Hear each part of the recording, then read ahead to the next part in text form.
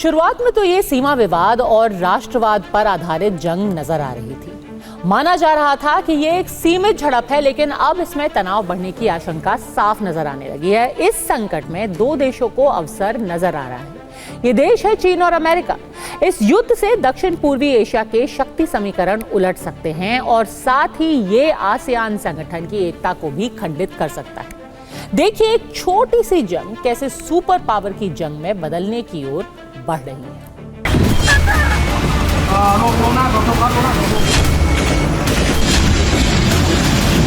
Cambodia और Thailand के बीच छिड़ी जंग एक बड़े संघर्ष में बदलने की ओर बढ़ रही है।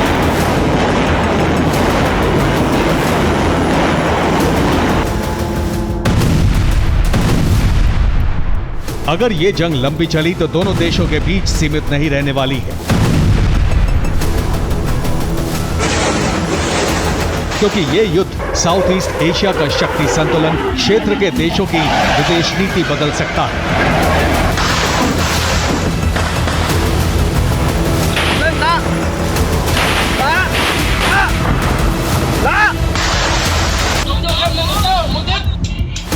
फिलहाल ये जंग थाईलैंड और कंबोडिया के बीच नजर आ रही है, लेकिन ये जंग 10 देशों को प्रभावित कर सकती है और दुनिया के दो शक्तिशाली देश इसमें अपने अपने लिए अवसर तलाश रहे हैं।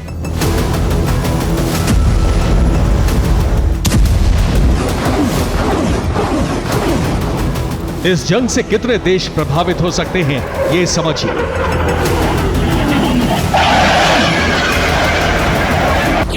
सबसे पहले यह जंग आसियान यानी association of south east Asian Nations को प्रभावित करेगी। जंग लड़ रहे दोनों देश थाईलैंड और कंबोडिया आसियान के सदस्य हैं। इनके अलावा Brunei, Indonesia, Laos, Malaysia, Myanmar, Philippines, Singapore और वियतनाम इस संगठन का हिस्सा है।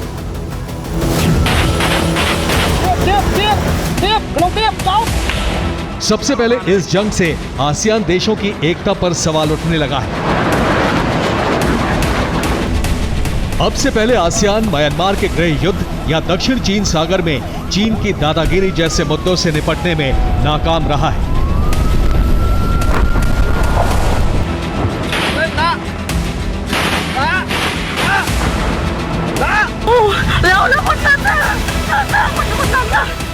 अब इन दो देशों की जंग से आसियान की एकता खंडित मानी जा रही है।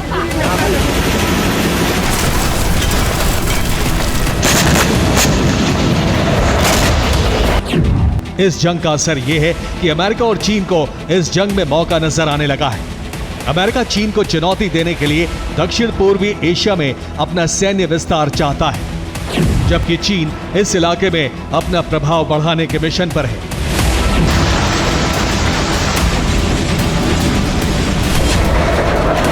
ट्रंप ने कहा भी है कि वो थाईलैंड और कंबोडिया की जंग में युद्ध विराम की कोशिश कर रहे हैं। चीन भी दावा कर रहा है कि वो शांति स्थापना की कोशिश कर रहा है। थाईलैंड कंबोडिया का संघर्ष बढ़ने से हालात बिगड़ेंगे, जो अमेरिका और चीन को अपना रणनीतिक प्रभाव बढ़ाने का सीधा मौका देंगे।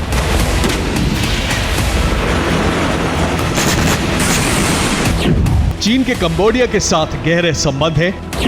संकटग्रस्त कंबोडियाई सरकार निश्चित तौर पर सैन्य सहायता या कम से कम खुफिया मदद के लिए चीन की ओर देख रही है। ऐसे में अमेरिका भी चुप नहीं बैठने वाला।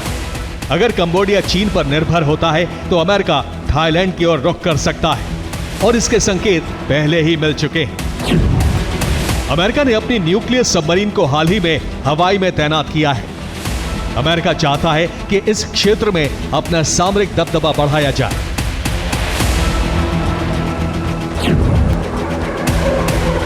अमेरिका पहले से थाईलैंड के एक अहम एयरबेस पर नजर गड़ाए है। उसका यह प्लान इस जंग से सफल हो सकता है।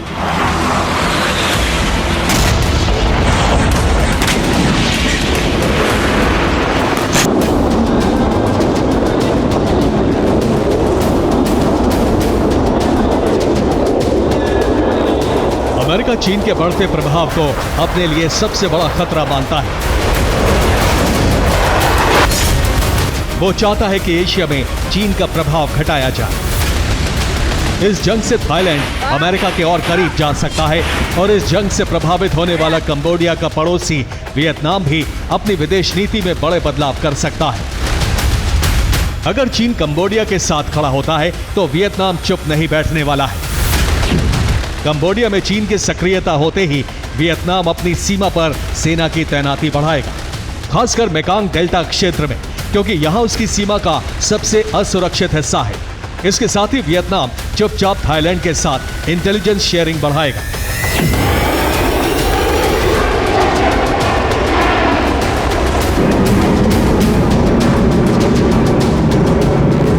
दक्षिण चीन सागर विवाद को लेकर वियतनाम और चीन के संबंध पहले ही अच्छे नहीं हैं। अगर उसकी सीमा के करीब कंबोडिया में चीन एक्टिव होता है तो वियतनाम भी खुलकर अमेरिकी खेमे में जा सकता है।